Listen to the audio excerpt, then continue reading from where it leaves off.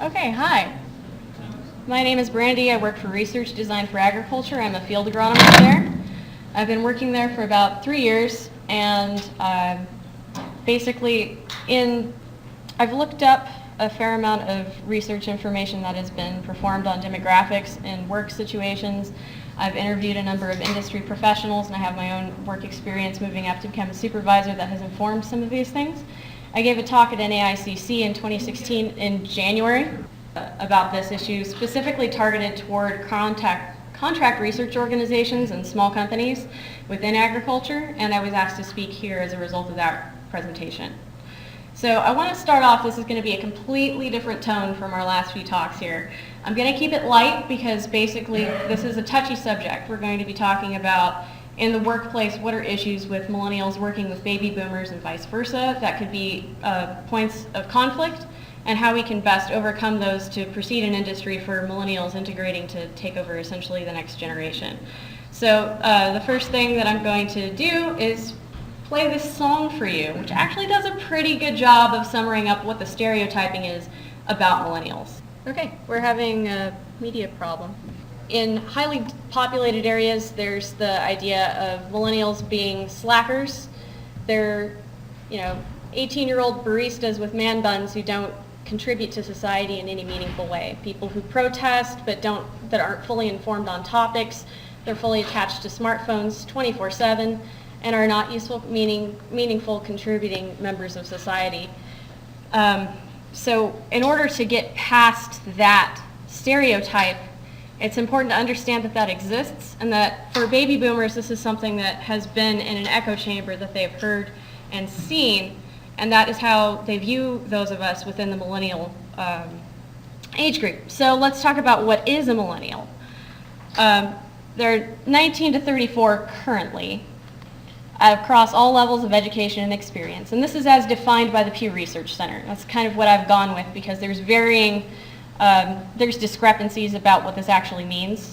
Technology for them is second nature because they've been raised basically around technology that has been with them their entire lives.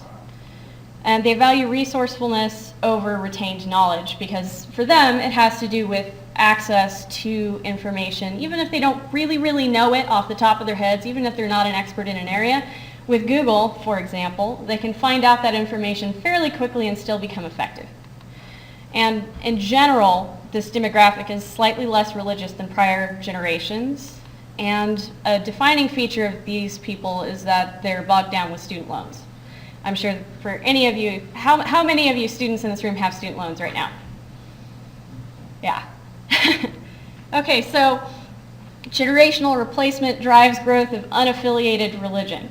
As you can see on this graph, it's a little bit cut off here. You've got your generational things also defined by Pew Research Center. I didn't want to get too crazy and go away from their definitions just for the purposes of this talk. You'll see the silent generation. For the most part, the red is Judeo-Christian values. And the gray over there is a lack of affiliation in religion. The bottom two categories are older and younger millennials, and those are increasingly less religious. And I think it's important to keep this in mind as we're recruiting and as we're going to agriculture conferences in which we're interacting with millennials and trying to get them to come into the fold of agriculture industry, that a lot of times at inaugural meetings and things for these events like the one we're at today, there might be a prayer. And for I don't want to say the majority, but for quite a lot of millennials, if you look up from prayer time when everyone has their head down, most of the people with their eyes open and heads up are going to be in this age group. So it's important basically to not alienate them by bringing too much religion into the workplace. For older millennials, 26 to 34, hello, that's me, I'm 29, we're characterized by the Great Recession. So call it 05 to 08 or so was when things really tanked with the housing bubble, and it was ugly. I'm sure everyone remembers that's in this room. This hit just about the time that we exited school and started entering the workforce. With this, we had a pairing with increased tuition rates that were hiked, especially from the 90s to the 2000s. Within the last 10 years or so, it's really taken a hike. Increased cost of living within this time period, and there are historical differences between what these millennials have experienced in terms of their economic issues as compared to baby boomers that is actually strikingly different. So let's talk about my dad. I'm going to use a personal anecdote here. He graduated with his bachelor's in sociology in 1974. He'll be 66 this year. And in 1974, the average tuition rate for four-year public institutions for an undergraduate degree was $514. And this is $514 adjusted for inflation to be in 2014 dollars. So here's a graph I've made based on census data here. So in 1974, it cost $514 to attend for 1 year for tuition. In 1984, $1,148. In 2014, $8,312 for a year. So I decided to look up student debt for these years because the issue with me and my father was that he didn't believe me when I said that tuition was so high that for 1 year it would cost me around $17,000 to attend for my undergraduate degree. He said that was crazy and I must have chosen some like Ivy League school, and why in the world would Montana State University Northern cost that much money to attend? And I was like, it's like that everywhere, Dad. He totally didn't believe me. Clearly, I'm being lazy, I'm not getting a job in order to pay this down, and why in the world wouldn't I be able to pay off my undergraduate degree by the moment I have my diploma in my hand? Because that's what he did. So it wasn't until I found the data that informed this graph that in 1974 there was no data collected from the census on how much student debt had accrued at graduation. And in 1984, the average student debt for an undergraduate degree was $11,486, and that in 2014 the average debt was $31,546. He was actually really shocked and apologized to me, which was special. That I wanted to make it clear to baby boomers in this room, when you hear a lot going on in the media, and of course there's a lot of liberal spin on a lot of this stuff about people that are college age saying, I can't afford to go to college, or I'm really struggling to make do. This is why. It's because we're paying astronomically more for the same services that you guys did. So what does this mean in a bigger picture? We've got a skewed perception of millennials' experiences, things where my dad thinks I'm a slacker for no reason except he doesn't understand why I can't pay for college. There's animosity between age groups that is fostered as a result, like, oh, you slackers, you losers, why can't you get it done? And baby boomers experience less extreme financial hardships out of college and getting into the workforce than millennials are now facing. So we're not necessarily as lazy as you might think. Yeah, there's bad apples in every generation. It's really rough to talk about any of these topics because these are sweeping generalizations. I'm trying to break down stereotypes and make this very clear so that we can break through these issues and find a synergy together. So the workforce entry experience of millennial. Basically what we've got here is you've got $30,000 of debt when you've got your undergraduate degree. You have living expenses, and let's say for the purposes of this example, you have a job that pays your bills and maybe pays down a little bit of debt. If you had a job offer for something that had fewer long-term benefits but more right now pay, would you take it? And the fact of the matter is most people would say yes. Millennials are less concerned about 401k and things that stretch down the road, basically as a result of things that they witnessed in the Great Recession period. So this is where the now stereotyped mentality of millennials being selfish in the workplace comes into play. Millennials are prone to changing jobs more often than their parents did early on in their careers because they're trying to trade up as quickly as possible because these debts, like the meter's running. You got to pay it down before the interest accrues, and oh my God, if you offer me more money right now, I'll take it. I'm so sorry, I wanted to be loyal to you, but I got problems. So immediate needs are a big reason why that will occur. Lack of faith and trust. And that has to do with corporations. In the prior generation with baby boomers, it was the handshake generation, right? I had been told through my entire upbringing by my parents and my grandparents that what I should do is go to college, get a degree for a good company, and they're going to have my back until I retire at 65. I'm going to have a 401k, all these awesome benefits. And there are companies that still do that. The thing is, a lot of those companies have gone under or merged or been acquired by someone else. And since we've seen that happen in recent memory, that's something that has shaken the faith and loyalty, that company loyalty brand that baby boomers have had. and taken that away from millennials.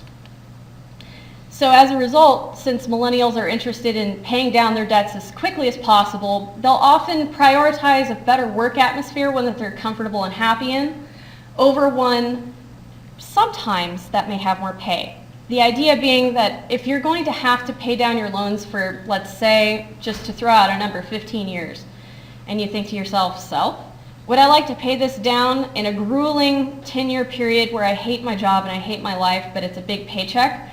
Or would I like to do it for, 15 years and I'm happy to go to work every day? That trade-off becomes a bigger question and one of value for millennials. They're looking for somewhere where they can work and at the same time feel productive but happy with who they are and what they're doing. So here's the conundrum. The industry has a need for specific training and education. You want people who have master's degrees and PhDs and not liberal arts English majors, right? So that means when you're first going through college and you're trying to pick your major, you go in high school and you're like, okay, what do I want to do?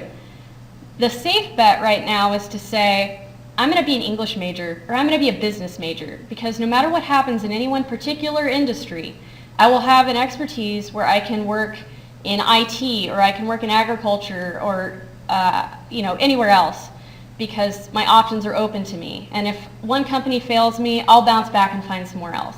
But that's not what agriculture needs. And so that is a driving thing that goes along with debt considerations. I want to be able to have that bounce back thing. But the deal is, a lot of people exiting high school, starting into the job hunt, lack the knowledge that there actually are a lot of jobs in agriculture. So it's our job as industry professionals, as people that are involved in this community of scientists in agriculture, to inform people that there are a lot of jobs. This quote here, USDA forecasts that over the next 5 years, the annual demand for college graduates in agriculture and food industries will be 57,900 jobs per year. Unfortunately, American agricultural colleges will only be producing about 35,400 graduates per year. So we have a deficit. We need you. So in summary, older millennials in particular, 26 to 34 currently, have an awareness of how disposable positions are within a company based on things that they've seen happen to their friends and family members and in some cases themselves during this time period. With this age group, you'll be dealing with mental baggage relating to this awareness. And this is a note basically to employers that, okay, so there's the stereotype that millennials need hand-holding. And that's not necessarily true, but in this particular sense, kind of. You need to reassure them that it's okay. We're still going to be around and we're going to make it work. For example, when I was 18, I started working at an insurance company. And I worked there for 6 years. And at the end of my 6th year, I calculated, because of wage freezes that were 3 years, lack of 401k matching, and that they changed their promotion rubric, that I was making $4 less per hour after 4 promotions over that 6 years than I was making when I was initially hired in 2005 as a file clerk. I left that company because it was stagnant. So that's why millennials have kind of a fear of larger organizations. So for us, this is relevant because we need to consider big ag mergers. The joking term that's used is DowPont Pioneer. It's all one company. Monbear, Synchina. If you get hired by one of these bigger companies that they're a brand, you have trust in them, then there's a possibility, and it's a scary future, that 6 months from now, if there's another merger, does that mean that 20% of their employers are going to be laid off? That's a concern. So again, hand-holding. And these companies, they are the ones that will offer 401k matching and will have your back. But you have to have faith in them too. It's a two-way street. It's a scary thing that we're going through, but understand that boomers aren't trying to exploit you, and we're not trying to be rude and slacking and bad back to boomers. Basically, we're trying to have a synergistic relationship, and it's business, and this happens. So younger millennials, 19 to 25. Younger millennials entered the workforce at the recovery of the Great Recession and have a slightly more optimistic outlook than the older millennials. They are less familiar with and are judgmental of older technologies and practices. Here's a fun joke. And it's kind of true, right? I know how to drive one, but a lot of people don't, especially if they powered through academia. If you didn't grow up in a rural area and you didn't have a reason to drive a stick shift, you probably don't know how to drive one. And it doesn't mean that you're any less capable as a person, but boomers, most of them had to, and had to for agriculture especially. We're driving tractors, right? So this is something that boomers need to keep in mind. The things that they have used their entire lives that are integral to what we do in agriculture may not be second nature to a millennial, especially a younger millennial. And don't assume. You know, if you hire someone, they interview great, they've got a resume that goes on for days, awesome, hire them. But don't assume they know how to use every bit of equipment in the yard. Don't hold their hand, but don't turn them loose either. Like, hey, do you know how to drive a stick? Yes or no? Okay, cool. Could you please move that? Thank you. And then you're good. You don't want to put a millennial, especially a younger millennial, in a situation where they feel terrified because they're new to the workforce. Like, oh, I better move that or I'm going to be seen as incompetent. So I better figure it out. And the next thing you know, your transmission on your work truck's ruined. That this coaching and not making assumptions is how you can grow your employees really easily with very little work. But those assumptions can cause L&D. So for managers hiring millennials, and don't worry millennials, I'm getting to you next. I'm an equal opportunity, trash talker here. Here are some points for you. My favorite quote that my boss Steve uses is, experience is what you have right after you need it. So for managers, be approachable and accessible. Encourage stupid questions always, regardless of your employee's hierarchy in the company. It's that communication encouragement that's really huge, and bringing yourself to be humble despite your years of experience and all that you know, your expertise as a boomer. I mean, you've been doing this for 30, 40 years, right? And it's kind of scary to talk to somebody who's that well established when you're new. Whether, you're the hot shot, I had a 4.0 and I graduated with my PhD, check me out. Or whether you're a lowly, got no degree at all, you're just a research technician starting out brand new, it's scary to ask for help. So definitely at the start, say, hi, you can talk to me about anything. Let's work on this together. Don't assume millennials know how to operate a manual transmission or other technologies regardless of how instilled they are. I went over that. This is a good one. Imagine an important what-if scenario. What if your phone got run over by a tractor? Are you going to still be able to accomplish your job duties? I see some of you laughing, but this is a serious consideration. A lot of millennials depend on their phone for particular things, and they haven't had to use other resources before. Yeah, you learn in about 5th grade how to read a map, but how many millennials have ever had to sit down with a physical map and orienteer? Not a whole lot of them. So that's an important skill to build. Invest time in the interview process. I spoke with a couple of industry people recently in which they stated that their interview processes were upwards of 6-8 hours. And that's important because the investment you make on the front end will save you a ridiculous amount of time on the back end if you find that there's a personality conflict. If the person is absolutely committed to being stuck on their phone all the time for one reason or another, whether it's goofing off or researching things on their phone as opposed to using company resources, that's not going to come out in a 2-hour interview. A person can read strong, they can have really good eye contact, but as soon as they're out of the room, they pull their phone out and have that FOMO, fear of missing out. Oh my God, what happened on Facebook? You don't want that in the workplace. Sorry, let me go back there. So millennials have a lot of experiences that they've been immersed in that, to my understanding, and I could be wrong here, a lot of boomers didn't have in school with the group projects. I've been having group projects since I was in 5th grade. And group projects typically sort themselves out like your teacher either assigns, there's 5 of you, you, and you. All right, you're together. And then you have to complete an assignment. Or you buddy up and it's all your best friends and you get it done. And what happens is the natural way of things sorts themselves out. The personalities sort. And there's someone, like With me, whenever I'm in a group project, I'm the delegator. I'm like, all right, cool, so who's got the best handwriting? Show of hands. Okay, you're going to write up the poster. I'm the speaker. So-and-so, why don't you do the research? Cool, let's go. But there's also the slackers, the people who go, just tell me what to do, I don't even really care. And those people are the hardest ones to suss out. And that is why you want to spend a lot of time in the interview process, just letting it sort out. And then also, within work duties, assign accountability. Don't let that group project mentality happen, because you'll have people coasting on the system, and then you'll have a dynamic where the people who are the leaders feel exploited all the time. You'll get good results because there's enough people on the team that can coast on your leader, but the fact of the matter is you're going to have HR problems down the line, and this is something to avoid. So I would suggest also placing less value on certain aspects of appearance. Baby boomers have had traditionally a more conservative approach to appearance in general and in the workplace over what millennials have. They're much more a visually expressive group.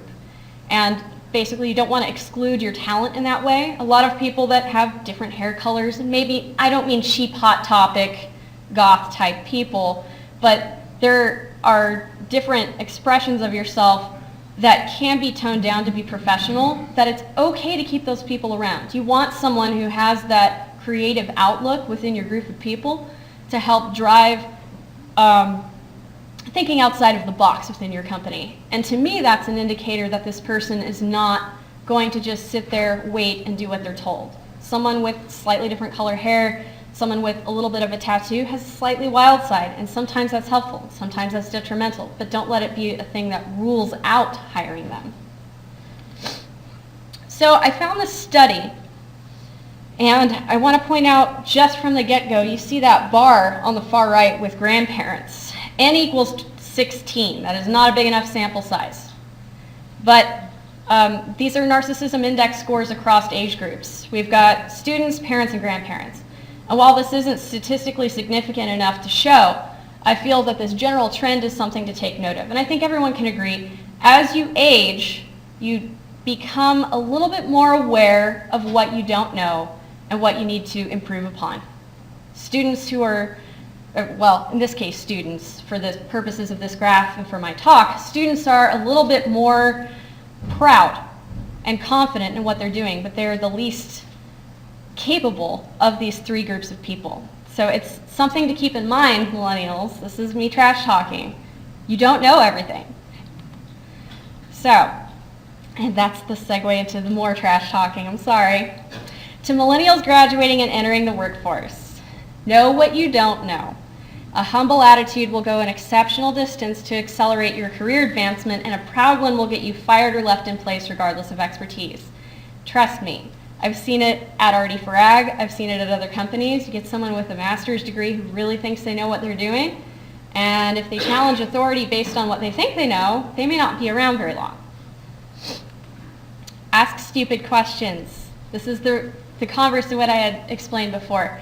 You need to put yourself out there, because you're going to gain respect by saying, I don't know how to do this, can you please show me? Or I know this part, but I don't know this other part. Because it shows that you have that humbleness. It shows that you are able to admit what you don't know, which then instills trust. When we're doing research, making sure the data is sound is the #1 objective. I don't care if you look like a hotshot. If you give me crap data, then it's not useful. And GPS doesn't always work. This goes back to not relying on your phones. And write directions down on paper. And I've run into this about 3 times with people when I've been working in Montana, because I was working for RD4Ag up in Montana, and we had some research technicians sent up from our Arizona office. Montana is a vast space. A lot of it doesn't have quite a lot of reception or GPS signal. And so I would have a situation where I'm speaking with a research technician and say, okay, so we're going to go to this field, and I'm going to need you to turn left at the Quonset hut, count 17 telephone poles, turn right up the field road, and I see them check out. There's this vacant, like, okay, whatever. Could you just send me a dropped pin? That'd be great. I'm like, no. First, that's kind of an attitude problem. And secondly, you have to be ready for when GPS doesn't work, and writing things down, even if you're never going to use it, even if you think your phone's going to work because you've been up there before, it's a matter of respect. Just writing it down in front of the person who's telling you the directions, even if you trash it later, is showing them that you value what they're saying, and then you have it. Because otherwise you end up in awful situations where you're on the way to the field, you've got a cooperator waiting for you for a 9 a.m. appointment, and he's like, where is this person? But there's no cell reception, and you're circling in the middle of nowhere with no resources. Don't let that happen. It's a snowballing, awful thing. Write things down.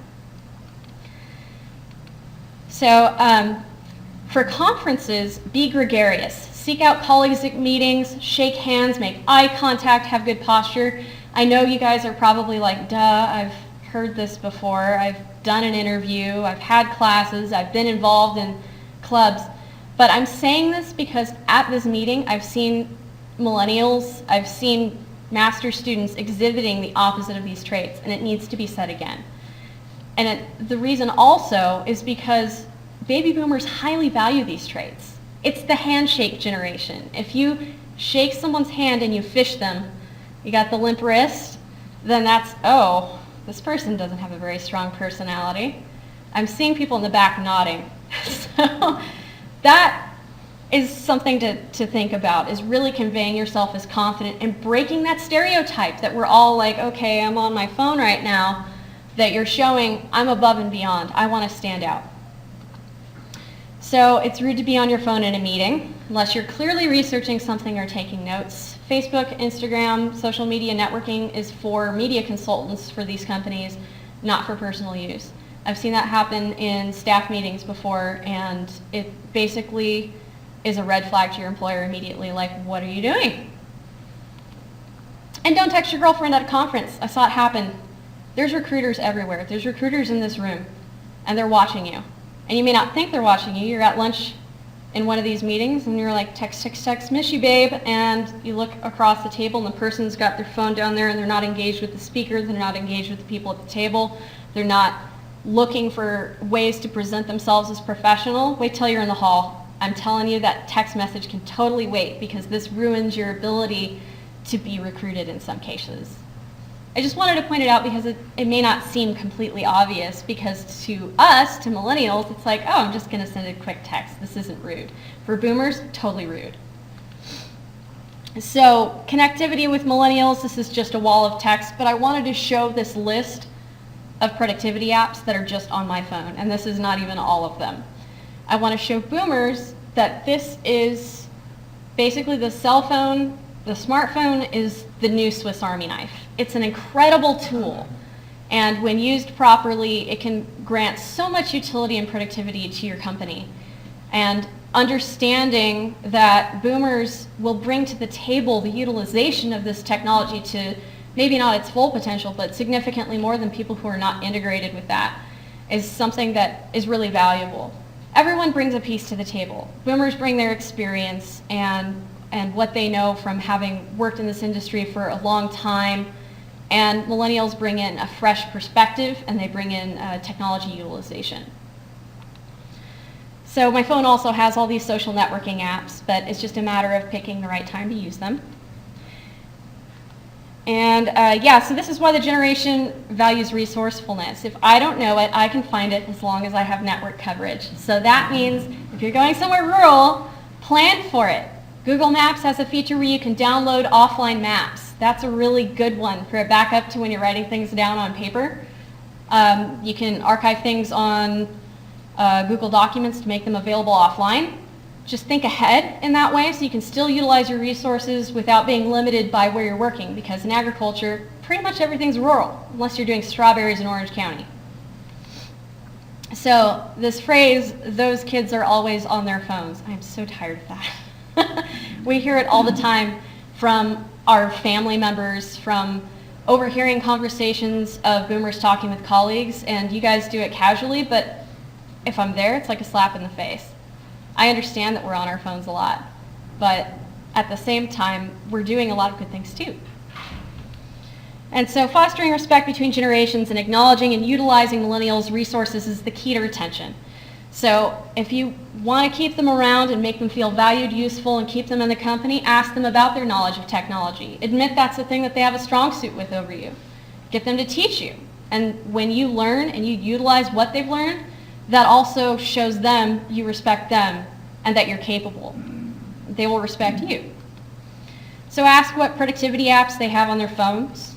Ask what they did to fix a particular IT problem, but don't slide down the slippery slope into making them your de facto IT person. I know when you're in the middle of nowhere and you're at a rural station and there's like one person and they're the research scientist, the IT department, the plumber, and everything else, that's going to happen. But in a corporate office, there's an IT guy for a reason. Millennials are generally pretty good at it, but it's easy to let that overcome in an opportunity cost kind of perspective what they could otherwise be doing to be productive for the company because they're fixing your printer because they're good at that. So I want to talk about negative commentary. Online, there's essentially a meme war going on in general across Facebook, social networking, Google, whatever, where boomers are making fun of millennials and millennials are making fun of boomers. It goes both ways. So there was a Time article that came out in 2012 about the me generation talking about millennials. That was a really fun cover to discover at the supermarket stand. Like, excuse me, what did you just say? I'm not a narcissist, am I? Crap. And then there's the technology is making us antisocial. Everyone's staring at their phones, that thing. A lot of times we're staring at our phones because we're staying in contact with relatives from far away because we're working in rural areas. Sometimes it's utilization of things that we can use for our job. There's a lot of reasons because it's the Swiss Army knife. So don't assume we're slackers because we're staring at them. Sometimes we are. But this is the backlash to that is, every time there was a new aspect of technology throughout history, there's been a concern that it's going to be the end of the world as we know it. Oh my God, they invented the radio, the velocipede, the television. This is going to ruin us all. So now it's smartphones, and it's a revolutionary thing. And because it came out in while millennials were just getting started, they were young and really on their game with getting up to speed on them very quickly because they were young, it's been assigned to us as the thing that's going to ruin us forever. And then there's the I'm 20 years old, I deserve the seat to be the CEO already. Yeah, there's narcissists out there. I mean, it's a generation. We all came from generations. There's people across the entire spectrum of them. There's slackers, there's overachievers, beginning to end. But this isn't what defines us. And then right back at it, this is old economy Steve. He is a meme that makes fun of baby boomers and what they have done supposedly to our economy and to millennials and how we're the horrible victims. But my point here is that we have a nasty thing going back and forth. You're calling millennials slackers, and then you're calling boomers sticks in the mud that ruined everything for us. And that's not right. What we really need is this. And that's what I'm coming to in this talk here, is within the workplace we need to be able to say, hi, I have something to bring to the table, let me talk to you as a peer. And it's tough to do that because everyone needs to check their egos at the door. Well, I just spent how many hundreds of thousands of dollars to get out of school to be here, and now I am finally coming into my own and I am confident and I'm on it. And then you've got someone who's like, okay, dude, I've been doing this for 40 years and that's not the truth. So we need to work together to equalize that. So how do we retain millennials? Give millennials a sense of purpose and worth within the scheme of an assignment. Give them the rope to hang themselves with, but keep an eyeball on the rope because we don't want L&D. Demonstrate respect by assigning key tasks with meaning and conduct training with accountability. This goes back to the group project idea. We want to get away from the diffusion of responsibility that can cause poor management and team synergy, and make the individual millennial go, okay, this is my opportunity to shine. Let me prove to my boomer boss that I am able to do all these things that they hoped that I could do when I was hired. We'll need to make sure task and training is understood within the scope of company synergy. Sweeping the floor is important. This is another thing, going back to the grad student mentality of, I just spent how many thousands of dollars to get here and I'm coming into my own. When your boss says, okay, I'm going to need you to sweep the seed room floor, that kind of makes you feel like, what? I'm sweeping? What's up with that? And I've seen some serious attitude problems with that in the workplace. And the thing to remember, if you're put into that situation, is this is an opportunity cost synergistic situation. Because you're sweeping the floor, which at an agricultural contract research organization is an important stewardship step. If we have a seed room and we're handling regulated seed, making sure that we have command and control of everything on that floor is a really important job that you can't just hire a janitor for. We have logs for that. It's a really important thing to do. It doesn't seem very glamorous, but it is an important step that's integral in the system. And with most CROs and smaller businesses relating to ag, you're going to have fewer employees, which means everybody kind of does a little bit of everything. So that also involves going, okay, well, maybe I'm not a plant pathologist, but today I am. And knowing that you have a support group, that you have a mentor, someone you can contact in order to be as effective as you possibly can at your job, and biting the bullet and saying, yeah, I'm going to sweep the floor, because if I'm sweeping the floor, that means the CEO has time to cut checks. That's a good thing. So keeping all of this in mind and not getting into a negative spin, millennials, is a really important task. And then for managers, explain the nature of a trial or assignment in a few sentences to pique curiosity. That really aids in retention. So for example, if I was a research technician just starting out, and my boss said, okay, Brandy, I'm going to need you to count worms in the field. Go count them and tell me how many you found. Thanks. Then I'm going to go out and count and say there were 23 worms. Cool, got it. But if you say, hey, Brandy, you don't have to read the whole protocol to me. If you say, protocol states we need to count the number of worms to make sure that we have, an efficacious treatment here. So we want to know what species we have so that we understand what we're controlling in the field. So if you could go out and count all the worms and keep in mind what the purpose of the trial is, then I'm going to have better data, and I'm going to be curious, like, oh, weird. I found woolly bears right next to my cabbage loopers in this canola. That's strange. Then you come back with better data and a curiosity. Like, hang on, I didn't even know that woolly bears infested canola. Is that a thing? Did they migrate from somewhere else? And then you become a better agronomist or a better entomologist because you thought of those things. So what makes the job worth it? For a millennial, they're really concerned about the why and how. This is going back to fear-based thinking based on the economic issues that they've been dealt and the current situations with acquisitions, mergers, and lack of trust.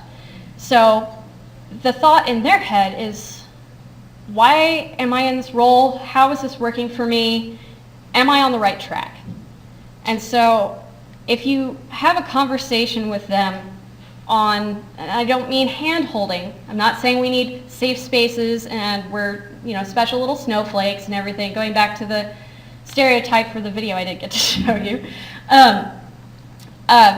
If you talk to a millennial on a semi-regular basis, every once in a while in a season, quarterly, and say, hey, so are you happy with where you're at? I have you doing a whole lot of entomological research. Is that where you want to go? If you tailor that to what they want to be in 10 years, 5 years, whatever, if you find out with them, help work through finding those goals, you're going to be a lot better at keeping them around than if you just sent them tasks and they came to and fro.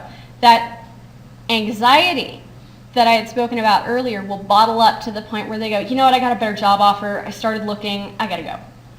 They don't have to start looking if you just work with them. And I don't want to waste my time as a primary consideration for millennials. So here's more resources here. Adam Conover is a comedian. He works for College Humor. He has a series called Adam Ruins Everything. It's pretty funny that he does a certain amount of research on particular topics and debunks common perspectives. He did one on generations, and he named it Millennials Don't Exist. It was a similar presentation to this that he gave at a marketing talk that I would recommend you guys checking out. And then the talk I gave at NAICC that's more tailored to CROs is available on the GAIAC website as well, if you're interested in looking toward that. And I'll come back to this. I'm going to leave this up for a second as soon as I'm done. At NAICC and when I was prepping for it, a lot of boomers were asking me, okay, you're talking about all these smartphone apps. What are they? I want to have maximized utility. I want to demonstrate competence and say, hey, I found this cool app, millennial. Check it out. So here's some tools for you. Yeah, I guess my last slide disappeared. Okay. And RD4Ag has career opportunities available. If you're interested in possibly working for us, just see me or shoot an email to info@rd4ag.com and we'll get you set up with that. So here are those apps. And if anyone has any questions, I would love to hear from everyone's perspective. Millennials, university people, industry, what are your concerns, thoughts? What are your positive and negative experiences? I want this to be a collaborative effort that we're all working toward working well together.